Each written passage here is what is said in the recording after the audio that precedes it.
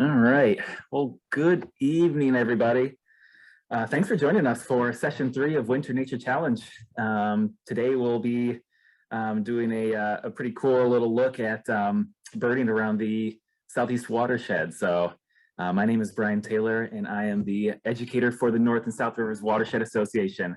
I want to give a very special thanks to Clean Harbors, Lynch Marini, and the Massachusetts Cultural Councils of Duxbury, Hanover, Marshfield, Scituate, and Norwell have all given support for this program and programs like this. So a very, very special thank you to them for supporting environmental education and engagement. And they have certainly done so in the past as well. So big special shout out to them. I'm here once again as representative of the Watershed, but I'm also joined, my partner in crime this year's and last year's Winter Nature Challenge is Doug Lowry. So Doug, if you want to say a couple things. Thank you, Brian. Yeah, very much looking forward to tonight's presentation and co-presenting with you. This is, kind of a dream come true to be able to represent both organizations on this series. And just feel so connected and grateful for the opportunities to be involved with both the Watershed and Mass Audubon. So looking forward to trying to excite people about getting out and birding in general. And yeah, and always look forward to occasions where we can team teach, Brian.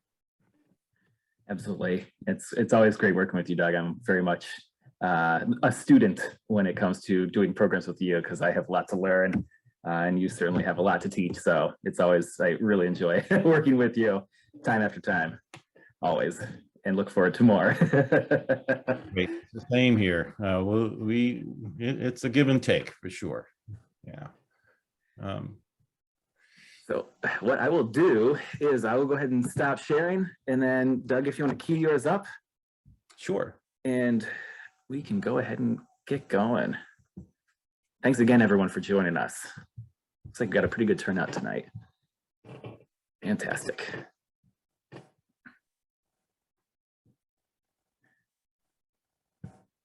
Great. So let's get going, eh? So Brian and I are really excited to talk about birding in the Southeast Watershed, and you'll see what we mean by Southeast Watershed. We're going to highlight, of course, the North and South Rivers Watershed. We're going to throw in the Green Harbor Watershed as a bonus, and the three rivers are very important for birds and a great place to bird. As well as so much of the South Coast. But the three rivers are a huge part of what makes up the South Coast and why birds either live here or pass through, breed, or in some cases erupt here. And so what we thought we would do is give you tonight's agenda. We're going to talk about the basics of birding, and some of this, if you were here last year, we did a presentation on birding in general, and I added 3 or 4 slides from that presentation just to get us going, more than anything to get people that perhaps don't consider themselves a birder or a bird watcher to take the stress out of it if there is any.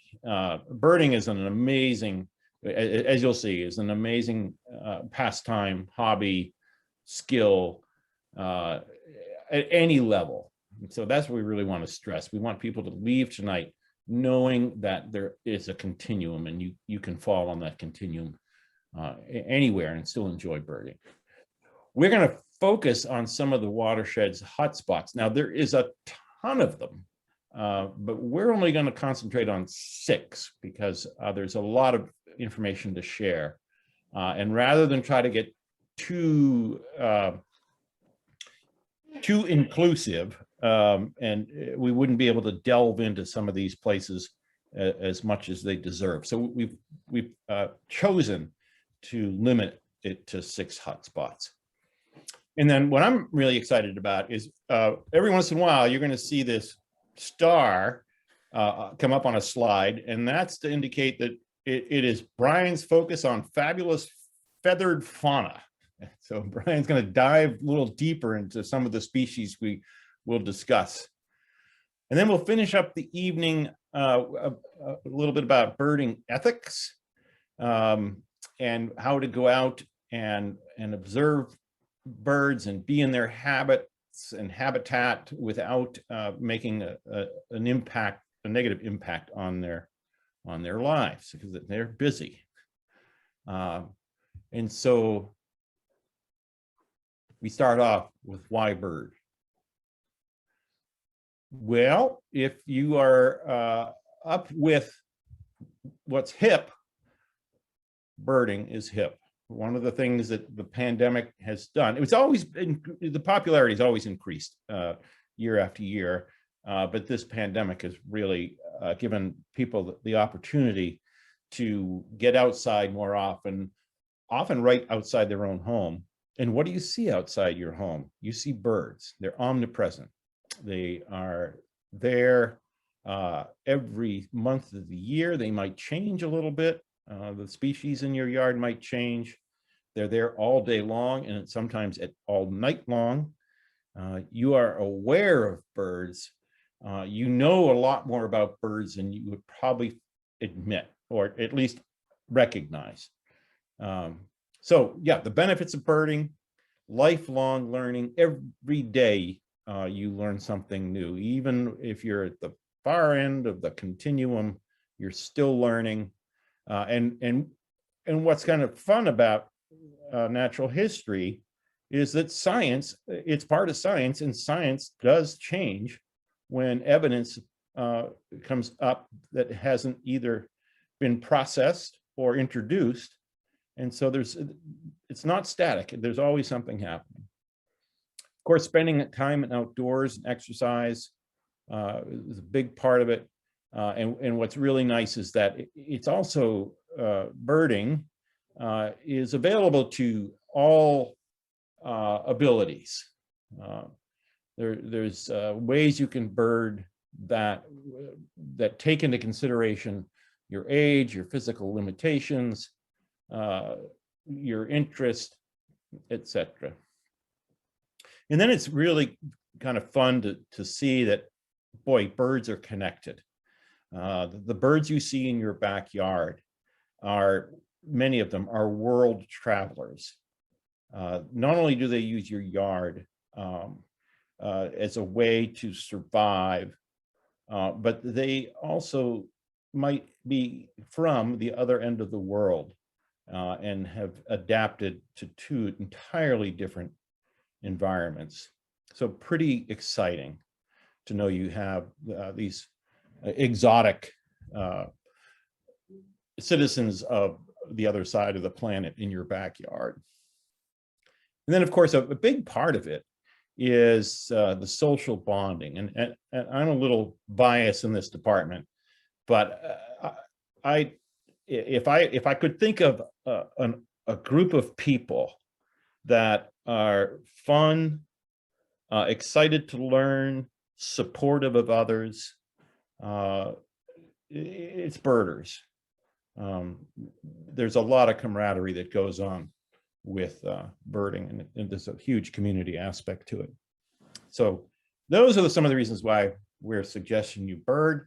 Here's the birding continuum. Again, you can know a robin and that's all that you know, which is great.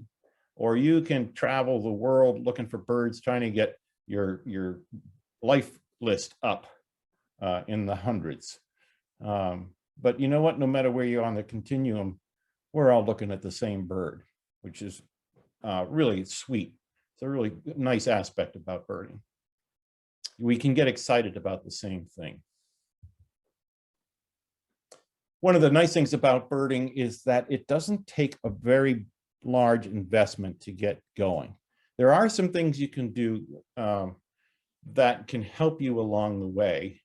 And generally speaking, as you get more and more interested in birds, there's some things path you'll probably want to take. And one of them is to get a hold of a bird guide of sorts. And there's lots of options, and there's good aspects to all of them. I'll just quickly, my favorite is the one on the far right. Peterson's kind of the originator of field guides. But this one in particular, because of my failing eyesight, is the large format edition, and it's wonderful. It doesn't have as much information because the type is larger, so they had to make some sacrifices as far as the amount of information in the book. But it's great, especially if you're out with friends or other birders, and you need a reference that everyone can see from a distance. It's really good. But there's so many good ones. And then, of course, there's apps. I guess they're not new to the scene anymore. They've been around for quite some time. They're new to me, I'll tell you that. I'm a Luddite, and we'll talk about apps in just a minute. But yes, so their field guides are pretty straightforward. Some of the information that you have access to when you get familiar with field guides are things like field marks. Well, first, field guides are designed so that bird families, bird groups, if you will, are categorized together. And so every guidebook for them pretty much follows that same pattern. So if you get used to one guidebook and go to another one, you're going to find that the progression of birds throughout the book is pretty much the same. But essentially what a guidebook will do is it'll answer some questions for you. And it's a way to lead you through a process, giving you more evidence. And so you're basically go where the evidence takes you.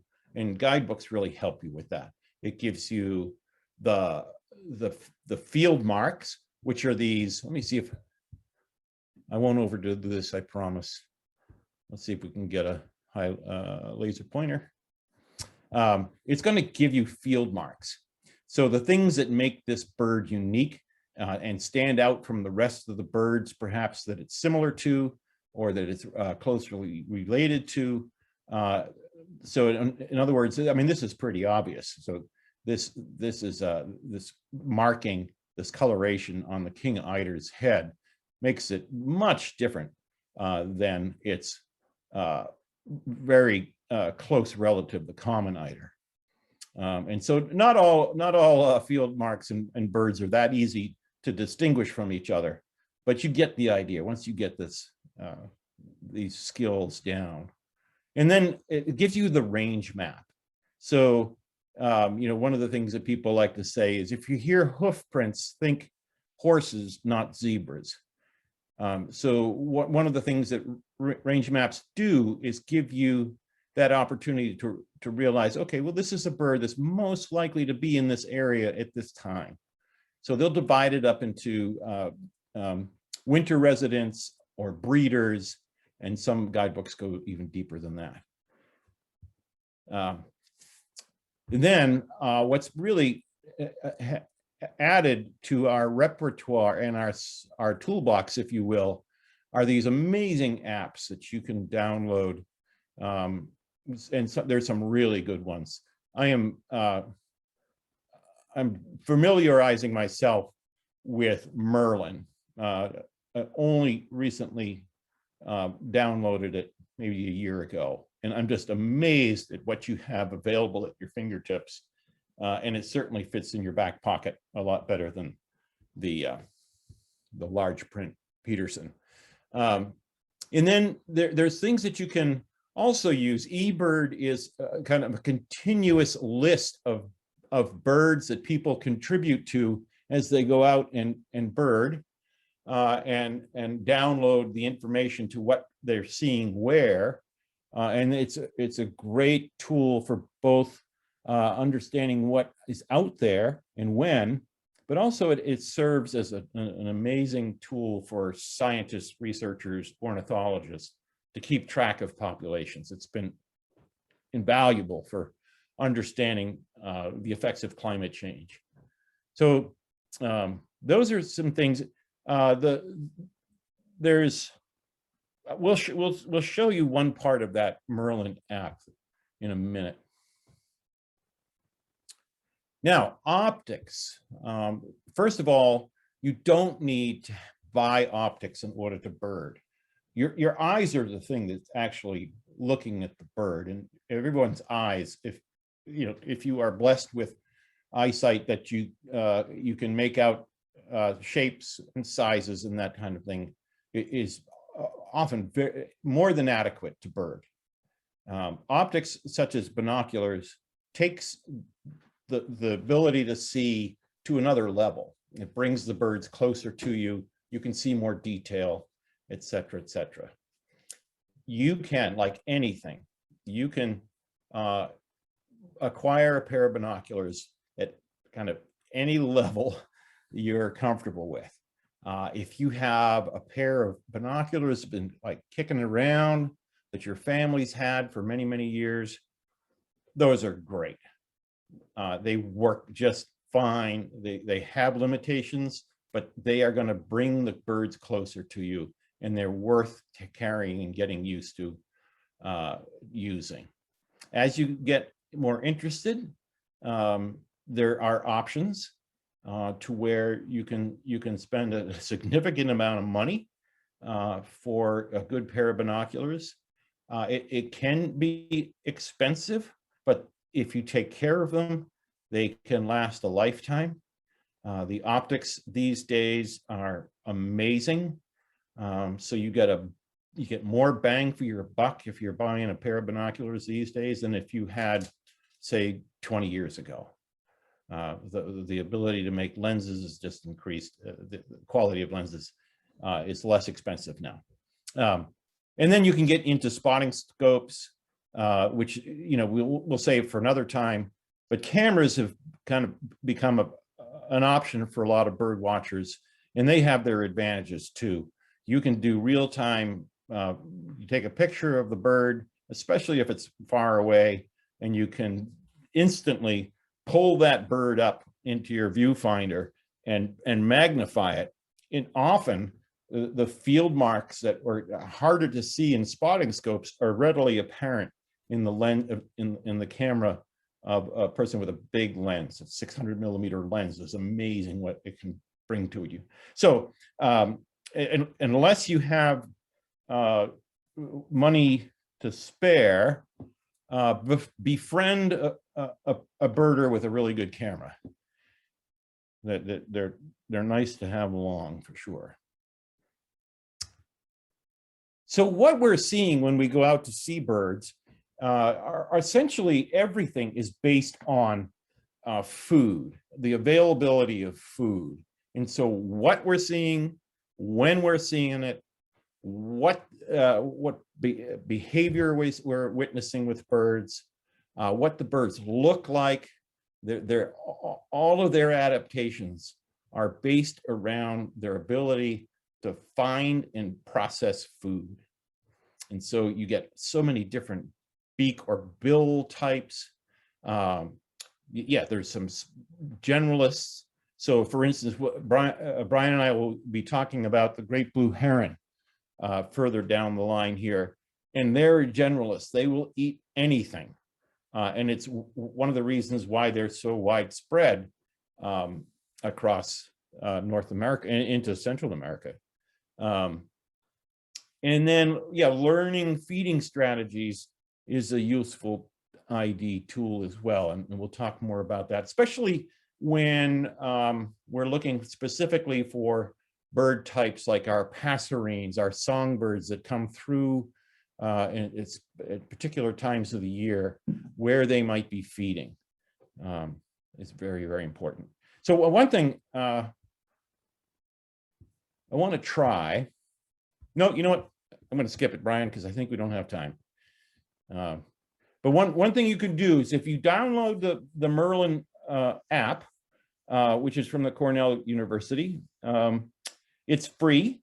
And they've recently added, well, in the last 4 or 5 months, perhaps, they've recently added an option that it IDs bird calls and sounds. And so if you're want to learn another wonderful tool to identify birds, it's nice because bird song is unique. Most species have a very unique song. There's some imitators out there that will trick you sometimes, but getting that app is really exciting. And if you hear a bird singing in the wild, you can open up your app, hit the mic on the app, and within seconds, it will tell you what bird it most likely is that's making the call. And many birds have many calls, not to intimidate you. So why are we seeing the birds we're seeing throughout the year? Well, they're the migrants, and there's several kinds of birds we're going to take apart here, but migrants are basically moving through to the breeding grounds. And so let's use two kinds of birds in particular: songbirds and shorebirds. They're both going to use our coastline. Not that this is the only avenue they're going to use to get to their breeding ground, but the eastern seaboard, the coast, provides a lot of opportunities to feed.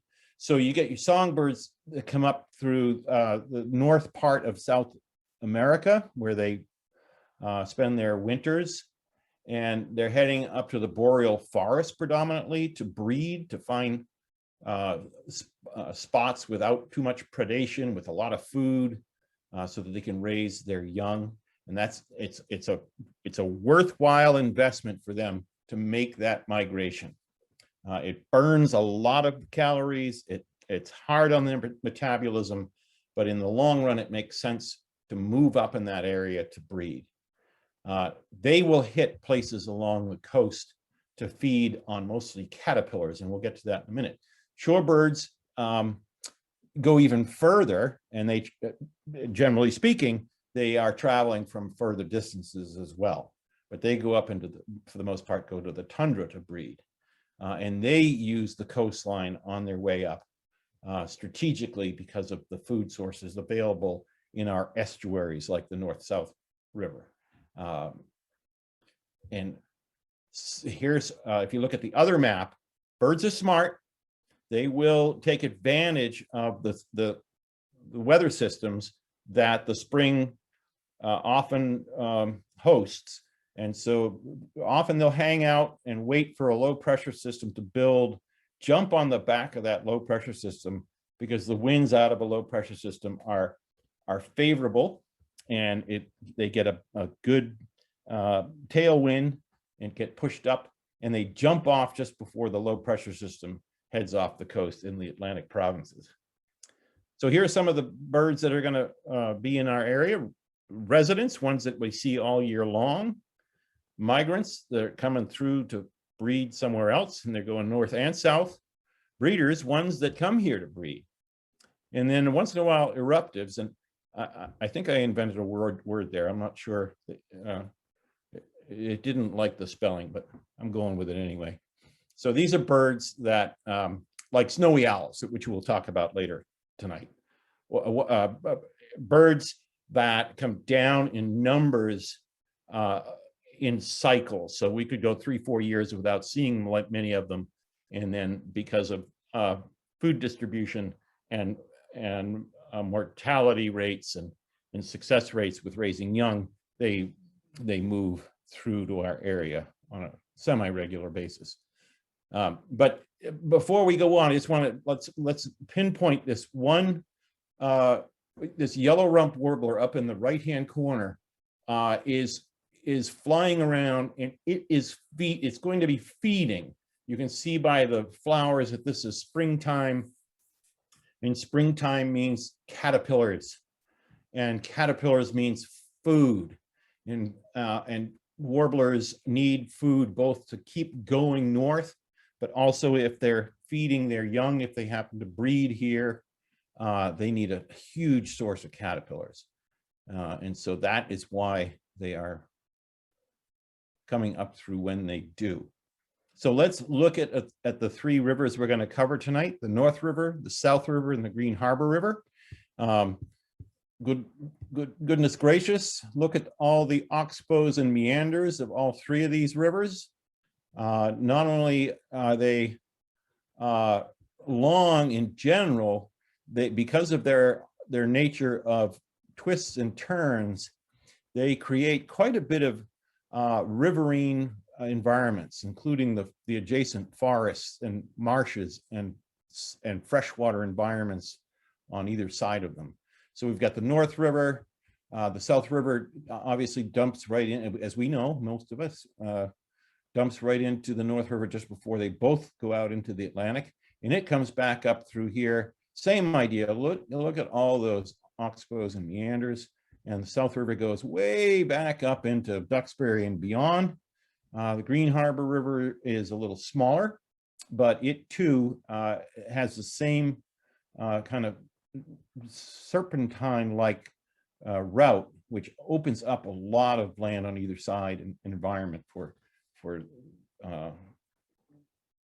birds, especially with the saltwater and freshwater mix. The estuaries are just so, as I'm sure you are aware, they're just so full of life. So Brian and I are going to take you now to 6 hotspots. We'll explore the mouth, or in the area around the spit, if you will. We're going to talk about Ferry Hill Thicket, a small but really important piece of property. We'll go to Wrexham Beach. We'll hit the Daniel Webster Wildlife Sanctuary. We'll go to Willow Brook Farm Preserve, which is a Wildlands Trust property. And then Couch's Beach and Stetson Meadows, which is conservation land for the town of Marshfield, and Stetson Meadows must be Norwell? Could be wrong. Yes, it is. Thank you, Brian. We got a fact checker here. So off we go. So we're going to concentrate on a few of these things, and then Brian's going to highlight some of the species that are particularly exciting about these areas. So if you're not aware, if you're a mariner or a boat user, or somebody who likes the beach, you're probably very familiar with the Spit and with Third Cliff and Fourth Cliff on this side. They are amazing places for our shorebirds. And you know that because you know that there's limitations as to where you can access during the breeding seasons for piping plovers and least terns. And not only for those two, but all of our shorebirds as they come through, because the mud flats that are created in behind these barrier beaches, if you will, and then the salt marshes that are established behind these barrier beaches, which is what Hummerock essentially is, are just so full of critters to eat. Very strategic places for shorebirds to drop in and feed as they go up. And here's our star, which indicates we bring in Brian to talk about the Osprey in particular. Hey, thanks, Doug. And in your birding continuum, I'm definitely on the robin side, not the multinational 200+ life list. But this is probably an understatement of what you have. But the Osprey can be very much a common sight if you are on or near the North or South rivers, or even the Green Harbor River as well. They are a raptor, one of our birds of prey. So when we talk about birds of prey, raptors, hawks, eagles, falcons, owls, osprey, and something called a kite too. And so birds that eat meat, they have talons, they hunt live prey for the most part, and they use their sharp beaks to tear and their claws to catch and grab and subdue. And so it's really cool to see an osprey around here, often referred to as the sea hawk or the river hawk or the fish hawk, for good reason, because they are often seen around waterways, especially around our watershed here in spring and summer. and their diet is about 99% fish. So they typically catch fish within 15 minutes is what I've been told. So I know there's a lot of anglers out there, and I've certainly done a lot of fishing programs, so I really wish that that was the case for us. So they have a lot of adaptations to help them with the fish eating lifestyle. Dark marks around their eyes, similar to that of falcons or football players, to help absorb sunlight to increase their vision. To help them see the fish, which they're usually above ground. The birds are above ground. They're looking for a fish underwater, which they need, some special adaptations to help them with that. So they have closable nostrils. So when they dive down to grab a fish, they can kind of seal up so they don't get nose up the water. That's no fun. They have dense oily plumage to help shed water, similar to that of like ducks would be a good example of that. Where the water tends to just roll off of them rather than getting their feathers all wet, like the cormorant has to use another strategy to get dry. I'm sure you've all seen that. So osprey were nearly brought to extinction by the use, by several things, but especially the use of DDT. Frequently, they nest on utility poles, which can also lead to issues. And polluted waterways is also a hazard. So maintaining a healthy watershed, clean land, clean water are going to be sort of an overtone for every species that we talk about, but I figured I'd just toss that in now.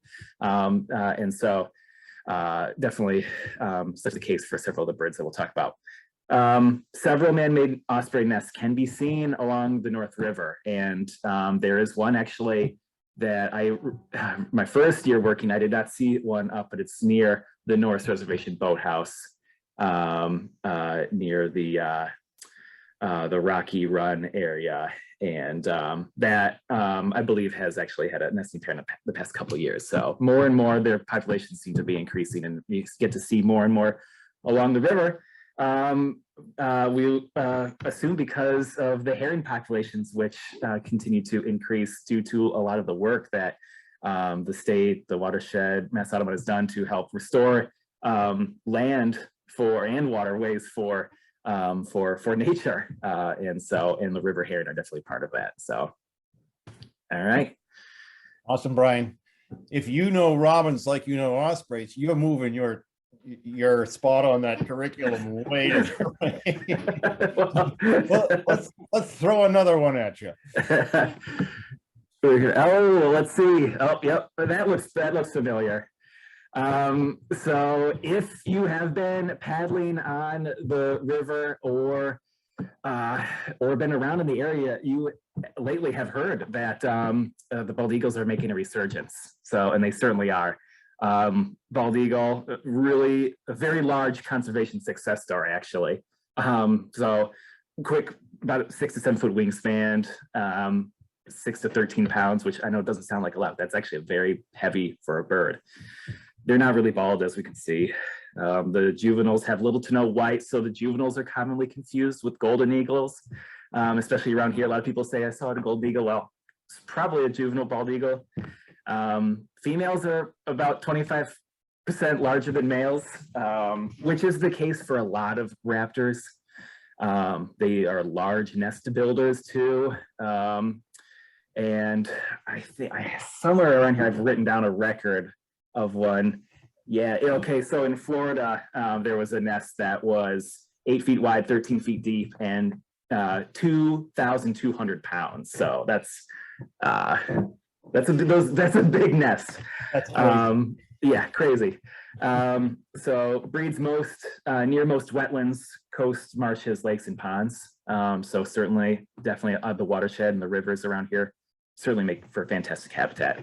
They prefer tall to old growth trees. They'll make do with mature stands of conifer and hardwood, or snags, like a dead tree that we'll commonly see. You see a nest way up there. They like a home with a view, is really what they like, and they're opportunistic hunters. Majority of what they eat is fish. However, a good question is what are bald eagles? What's their favorite food? And besides fish, their favorite food is whatever the other bird has. They use their size to their advantage. So I did a little research here.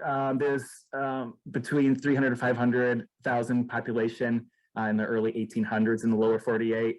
However, then by 1950, that was reduced to under 500 nesting pairs. Habitat loss, overhunting, the use of chemicals, including DDT, are all contributed to that incredibly steep decline.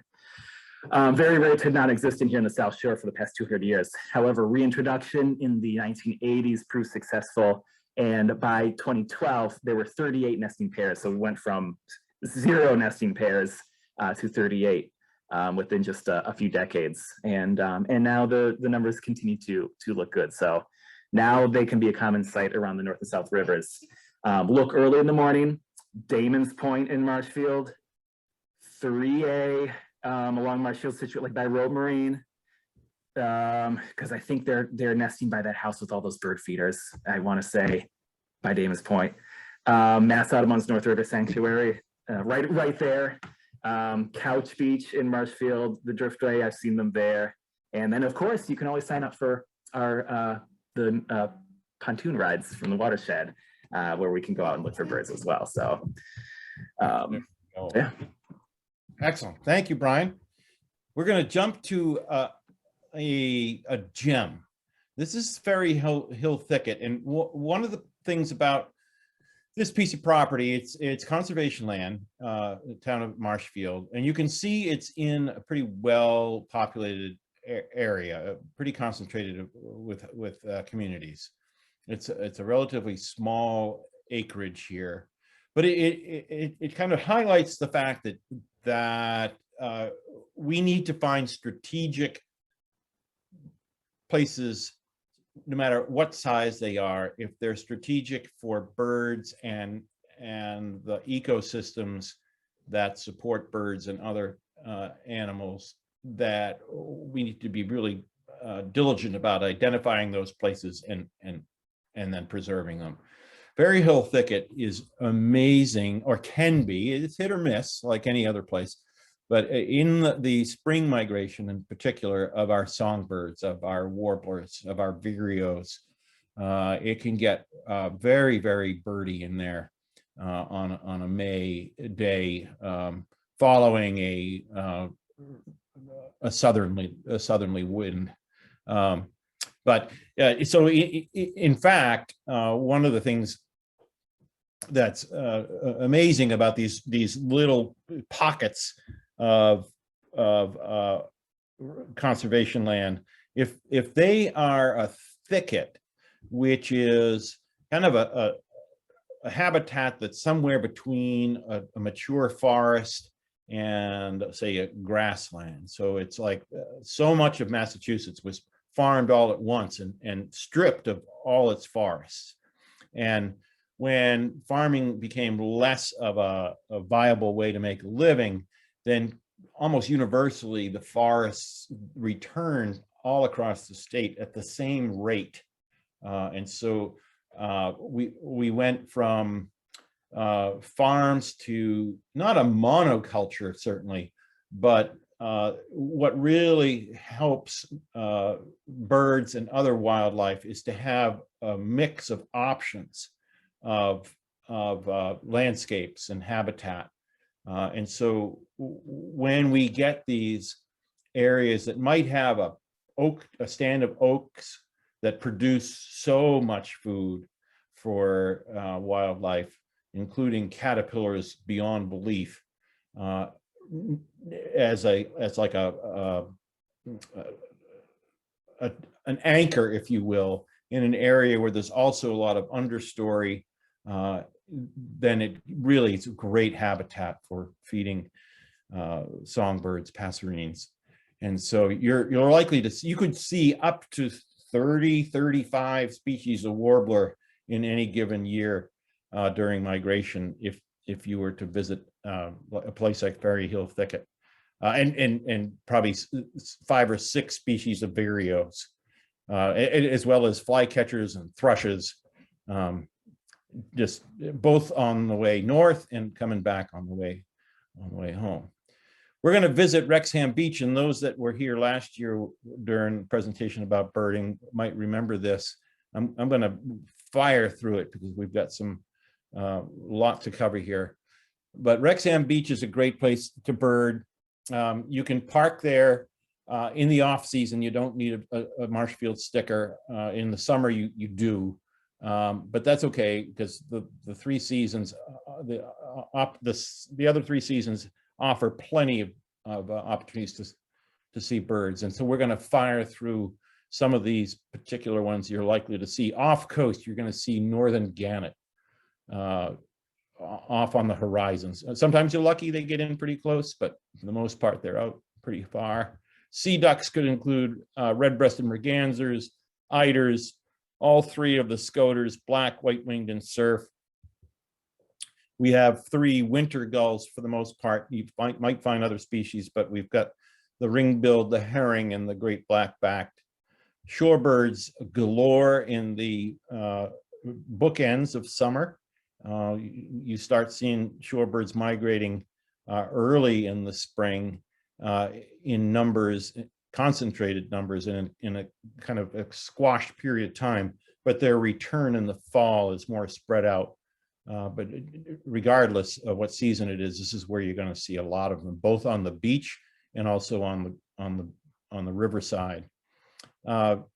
Crows and blue jays, and now we see more ravens and fish crows in our area than we used to. Tree swallows will be here soon enough. They're one of the first birds to arrive, one of the first migrants to arrive, and then one of the last to leave. There's no reason why you wouldn't find a variety of owls out here in the red cedar, that the small patches of red cedar forest there. The great horned owl being one of them, screech probably. Mallard ducks and all sorts of more freshwater ducks on the backside of the river. Herons galore, harriers, salt marsh sparrow, which I think Brian's going to highlight here any minute. Marsh wrens and ospreys, as Brian just described. And yes, you are up again, Brian. The salt marsh sparrow. If you see one, you're pretty lucky. I don't think I have ever. Have you, Doug? Yeah, they're harder and harder to find. Yeah. They only nest in tidal marshes along the East Coast, and they are for sure migrating species. We are just on the cusp of the year-round border, the year-round and breeding range, so there's a good chance that they are here year-round. They are endangered, and extensive habitat loss and fragmentation, and salt marshes are among the most threatened habitat worldwide. So we think of a lot of our biggest cities, and they're on salt marsh. And so there's I do have some excerpts here from some scholarly articles saying that between 5 and 9% population loss per year. It is projected that in 50 or so years we could not see them anymore, which is too bad. It's a very special bird from the watershed standpoint because Jean Foley, a Scituate resident, back in 1969 she was a birder. She was bird watching, and during the summer, she didn't hear, during late spring, summertime, she didn't hear any salt marsh sparrows. And so she had a hunch that the disappearance of the birds was a sign of a broader ecological problems. So she organized a group of local residents and concerned citizens of the area. And the following spring, her and her husband, Jack, hosted the first organizational meeting of the group that would later become the North and South Rivers Watershed Association. So it was because of a bird, not hearing a bird and being concerned about why these birds are disappearing. And is this something that we need to be worried about, is the start of why I'm even here, and why the organization is doing what we're doing. So it's a cool little story about that particular bird, a very, very special bird. And we hope to continue to see that bird going forward. Excellent, Brian. And just a note that our concerns are coming true. We've got a lot of slides to go through, and boy, we've only got 15 minutes left. So I'm going to speed up the process on my end for sure. So now we're going to visit Daniel Webster Wildlife Sanctuary. If you're familiar with it, it's one of our Mass Audubon properties. It is a little different than the South River and the North River in that it was an estuary at one point It was diked off so that the salt marsh that existed would then turn into freshwater marsh, so that it would feed the grasslands for cattle, raising cattle. And so, yeah, pretty controversial, as you can imagine. If you shut off a huge nursery for commercial fish or fish in general, you're shutting down an ecosystem. You're drastically changing that ecosystem.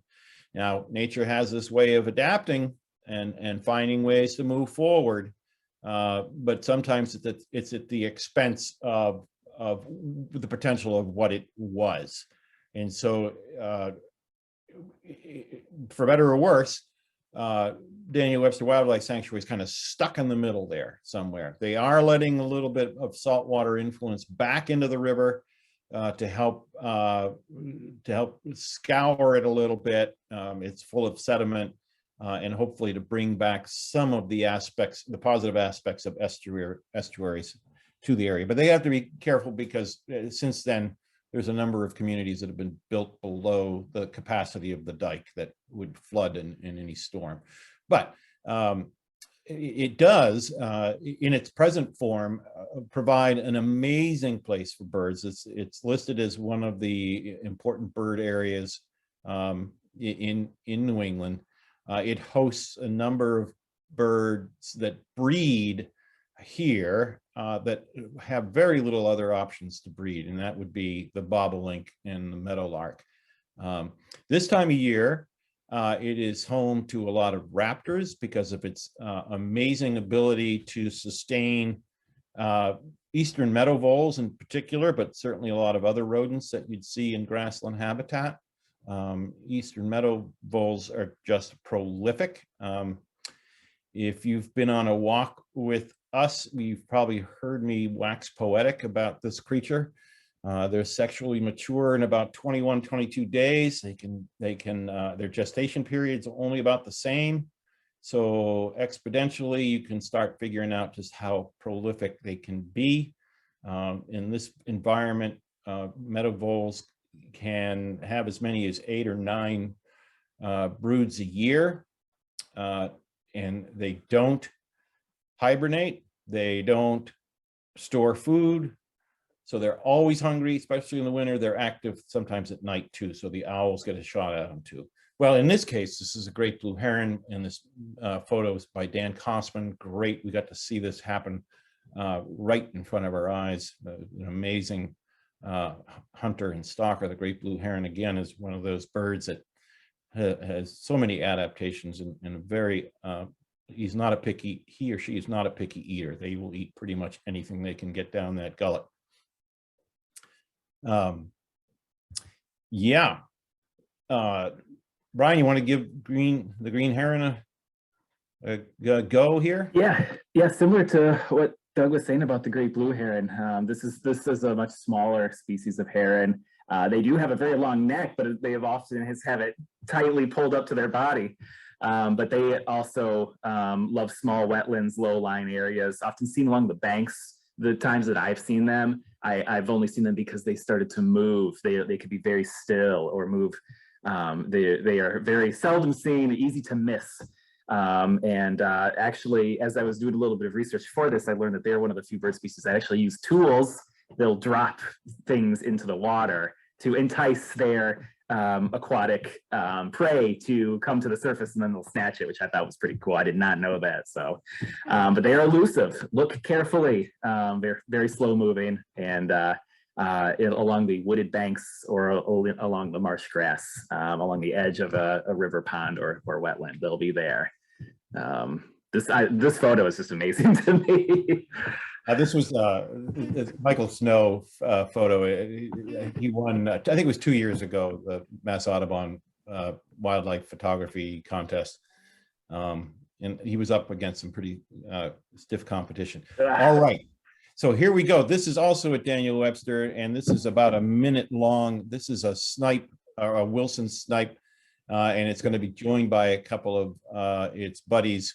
This was taken in the wet pan area in spring, and I'm just anticipating or guessing that this is the scenario is this.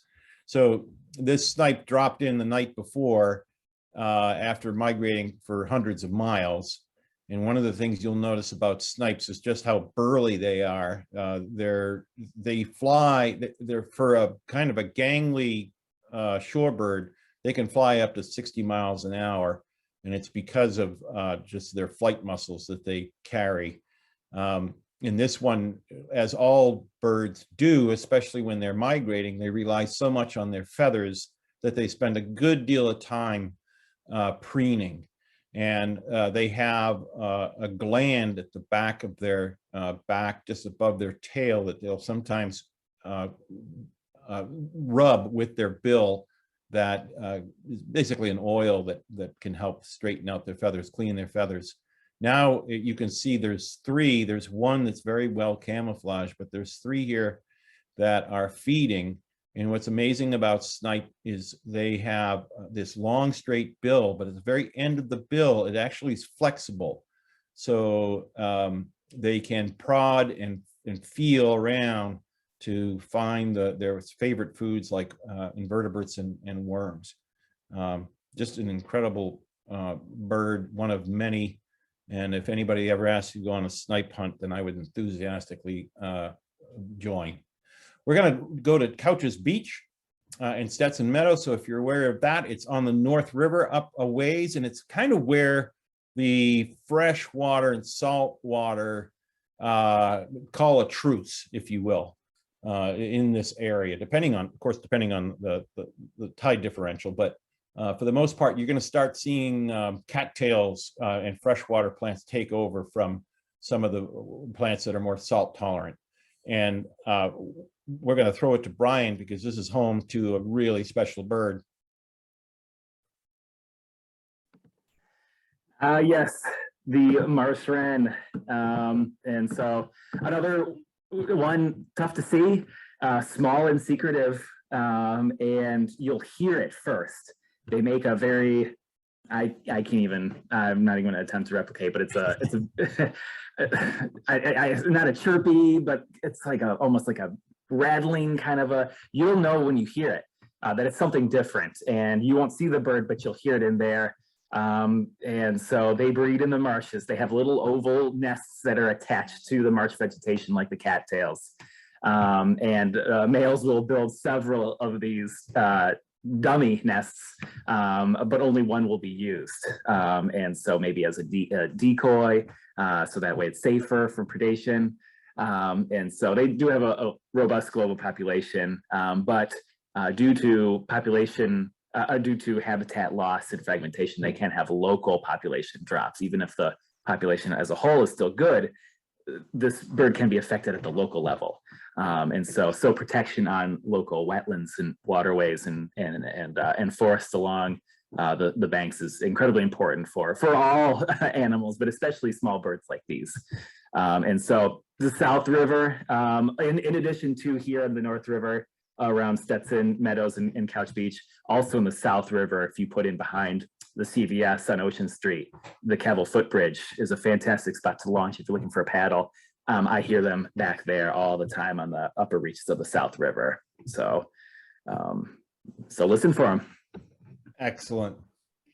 So we have two more visits, and we're going to go up to Wildlands Trust property, the Willow Brook Farm Preserve. It's beautiful in the upper reaches. I mean, the North River goes well beyond here, but this is a wonderful piece of property in that it has some open field, it has woodland, and then this marshy area that's quite open. So it supports freshwater ducks, just all around great habitat. And Brian's going to tell us in particular about this gorgeous creature right here. Yep. So the northern harrier, an amazing sight to see. And so they breed all throughout northern U.S. and into Canada, about 3.5 to 4 foot wingspan roughly. And we're again within their They're relatively year-round range. They nest on the ground, sometimes on a mound of dirt or vegetation. And so, but their diet is majority small mammals. And so being in that sort of that fringe field area or along the edge of the forest near the marsh is going to be where you see them among a couple other raptor species, but they love to hunt in open areas, flying low to the ground, surprising their prey. My go-to place to see these guys is actually Daniel Webster Sanctuary. And so that's the spot that if I want to see the harrier, I'll go there. However, they are definitely around the North River in that area. You just have to look very, very carefully. Great, thank you. And just for those that know Don Salvatore, this photo was actually taken by his brother-in-law, Mike Cullivan. And just an amazing, he and his wife Linda, Don's sister, are amazing photographers and are very generous with their images for educational purposes, and just stunning work. And then another raptor. Cooper's hawk. Yep. So an accipiter. So hawks, you got the bootios and the accipiters. The accipiters are more of like the relatively smaller species, more of like the agile, quicker moving, what I like to refer to as sort of the forest ninjas, kind of crow sized, and similar to like the sharpshin. They're a little bit bigger than a sharpshin. They have a very long tail, which is what you'll see a flash, but then if I can catch a glimpse, it's going to be that tail, and it has those lateral faint stripes of lightish and dark gray, two different tones of gray. They love to be in the forest, but prefer easy access to fields, clearings, edges, even roads, but certainly waterways. And birds make up the majority of their diet, often catching prey on the wing. Look for quick moving, often close to the ground along the edge of where the forest meets the clearing, or the salt marsh meets the clearing. Or you can look out at your bird feeders too. If you've got a bird feeder, you might have a Cooper's feeder. So dramatic change in population in Massachusetts. I did a little research about this one too, about their populations in the past couple centuries. Steep decline in the late 19th and early 20th centuries, but then a steady increase in the past 30 years. They are relatively adaptive to man-made habitat because humans do a lot of clearing of forests, and they can find they do like that sort of habitat, that fringe habitat. Awesome. So we're going to take you to one more place and wrap it up. And this is a little out of our, I guess we could really make it stretch and talk about how the Green Harbor River is connected to the Cut River, which is connected to the Bluefish River in Duxbury Bay. They're all connected somehow. But we felt we needed to talk about snowy owls because this is another eruption year, and there's so much in the news these days. And we just want to talk about them, mostly to talk about how to, if you want to see them, some of the ways you can see them without making a negative impact. So in a nutshell, snowy owls, they breed in the Arctic. And this is a satellite image of the tundra that's outside of Barrows, Alaska, just one of the many places in the Arctic that they will breed. And so why we see them down here is because in an eruption year, what it indicates is that there's been a really successful percentage of young that have successfully been born and raised. And so as the winter comes into the Arctic, there's a little less food available. So the young, the juveniles are usually ones that move down in greater numbers to the south to find food. They're not starving. It's just an indication of a really good year. And it follows a year, the cycles of lemmings, which is the big food up there in the Arctic. Not the only one, but the big one. And so they come down this way. They often use the coastlines to come down and coastlines give them exactly the habitat that they're used to in the Arctic, kind of treeless. And it also gives them the food source that they can get through winters pretty easily. They will eat ducks, sea ducks, a lot. So if there's not enough mammals on the beach, that's no problem. They'll go after other things.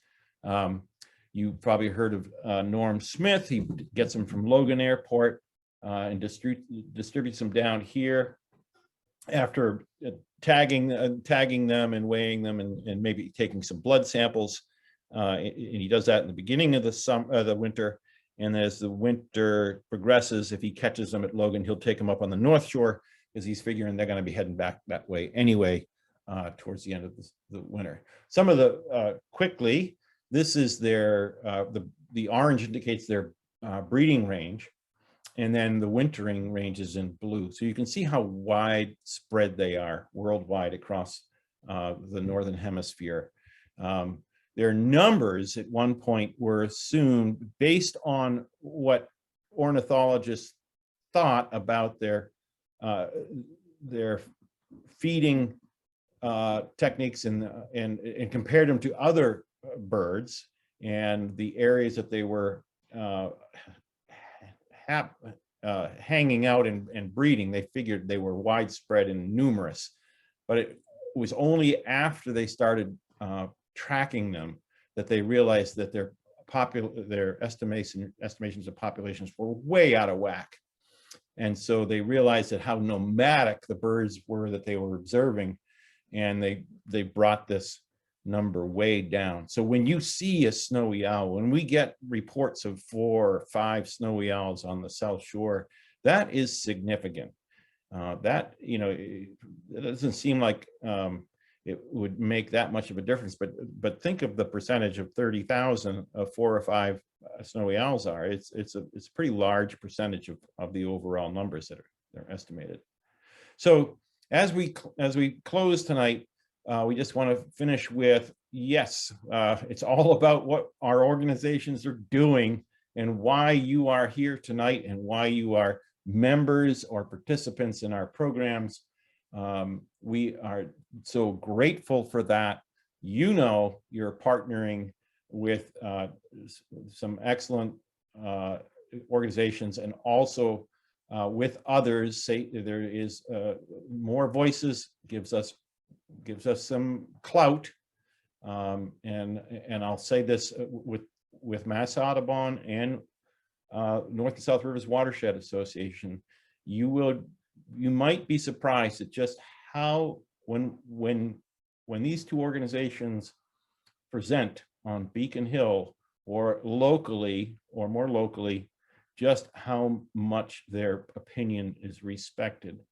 And that is due to the numbers of members we have in the organizations and the interest level our members have in conservation efforts.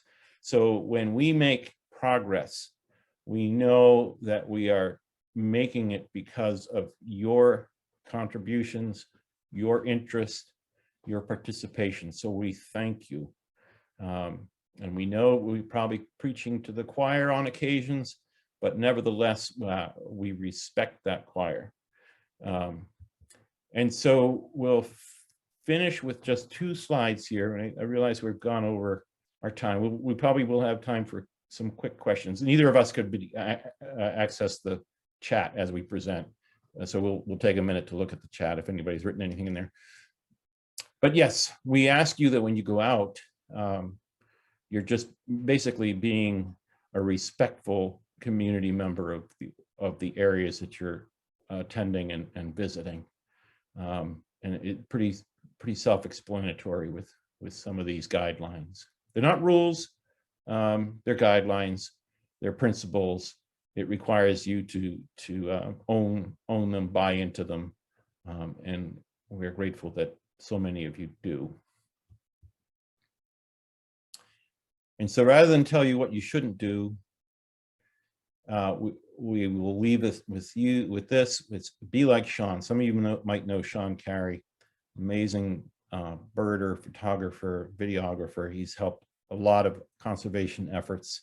And I asked him to talk about what makes an ethical birder and photographer, and I will quickly read what he said. I've been a birder longer than a wildlife photographer. However, it was my interest in birds that led me to want to photograph birds, nature, and all wildlife. I've been photographing birds and other wildlife for over 30 years, and along the way, I've discovered and learned many things from many people much older and wiser than me. If it walks, crawls, flies, swims, or slithers, I have an interest in photographing it. With that, I have grown over the years to understand that wildlife and birds in particular need to be respected, protected, and given a chance to go about their lives with minimal human-induced stress as possible. This should not prevent people from observing or photographing birds. However, we must do our best to limit any negative impacts to them as possible. This means understanding and learning what it is best for a specific bird we see and sometimes wish to photograph. I always encourage people to get out into the natural world because if we do, it's good for our soul and the wildlife we so enjoy. So please help protect wildlife and help protect wild places. Wise words. So with that, Brian and I thank you so much for choosing to spend a Thursday evening with us. Wednesday. Oh Right? my goodness. Right? You know, I heard Yeah, the term today, Brian, Blur's Day.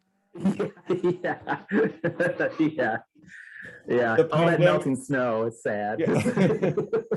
So I'm going to stop sharing so that if we have access to the chat or if people have questions, we can go with Yeah, that. if anyone has any questions, feel free to pop it in there. Thanks once again so much, everyone, for joining. Looks like someone said, oh, Burge Pond in Halifax and Hanson, critical conservation area, 1,600 acres. Yeah, wonderful property. It's right along the cusp of, I think all of that's in the Taunton River watershed, but it's like right along the line. Fantastic place to go. Major from cranberry bog restoration site. Beautiful property to see, lots of birds, a lot of open water in there too. Good point. Yeah, everyone will get an email from us with an invite to an event that Doug and I are hosting on, an in-person event on Saturday to a small group. Saturday morning, 8:30 to 10:30 in the morning at the Mass Audubon's North River Sanctuary. We'll go birding. So if you are a birder, you definitely want to come. And if you are not a birder, you absolutely should come because it'll be great for everyone. And we'll have some binoculars to share, and so you don't feel like you need to come with anything. Mm-hmm. Yep. And all experience levels are welcome. So everyone will be sent a registration link for more information, or if you'd like to register for that. So, but again, it'll be very, very small groups, socially distant, all that. So don't worry. And if we do have a big turnout, we'll just do 2 events back to back, one a little bit later too. So don't worry. If you want to, we will make room for you if you want to join. So once again, just a quick shout out to our sponsors, Clean Harbors, Lynch Marine, and the Mass Cultural Councils of Duxbury, Hanover, Marshfield, Situate, and Norwell. Thank you so much for your support once again. And thanks all of you for showing up. Just as Doug said, it's about people joining together for a common interest, common passion, want to help support, preserve, and protect. You guys are doing it by showing up and listening and learning and joining us. So thank you. Unless there's any other questions that come in. Lot of thank yous. Thank you all so much for joining. So I will say this was a great turnout tonight. So I really appreciate you spending the evening with us. More to come next week, Wednesday, session 4, which will be Salt Marshes of the South Shore. And this will be a presentation by 2 incredibly knowledgeable people from Mass Bays and National Wildlife Refuge System. So stay tuned. A really, really good presentation about salt marshes next week. So this will be a good one. Definitely join us for this. So with that, looks like folks are signing off here, Doug. Fantastic work tonight.